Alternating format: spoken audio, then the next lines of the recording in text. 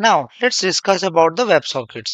So, WebSockets is basically a communication protocol that provides a full duplex communication channels and over a single and long lived connection between a client and a server.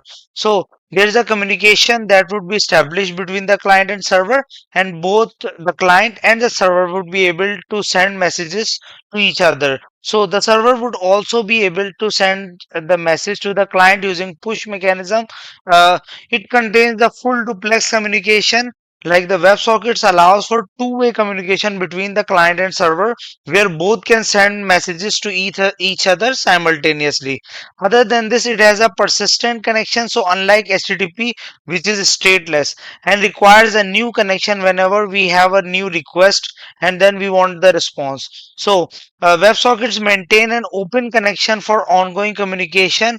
Other than this, it is a real-time communication. So WebSockets is ideal for application that needs real-time updates, like for example, the chat applications or live sports updates or online gaming, etc. So in these type of communications, we need the WebSockets.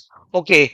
Other than this, how it works? So it has a handshake. So the WebSocket protocol begins with a HTTP handshake, and then we have the data frames. So after the handshake, the data is being transferred in the form of frames. So WebSocket frames are lightweight and may contain the text or the binary data or any information. So the connection remains open, allowing for the continuous exchange of messages until either the client or the server decides to close it.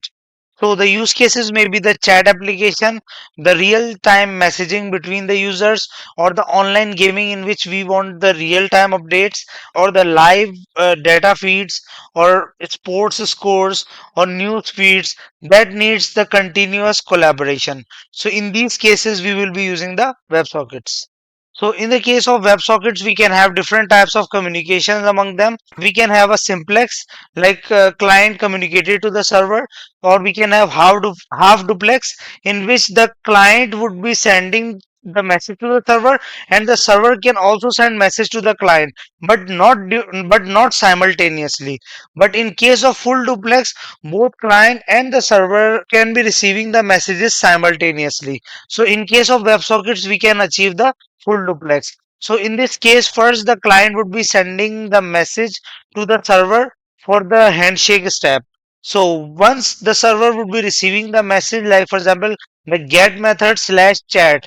So this resource wants to have the chat. Now the server would be responding with the switching protocol, the 101 status code that would be switching the protocol from TCP to WebSockets. Once their connection or handshake is done, they would be having the full duplex communication, like the client and the server can send messages to each other even simultaneously.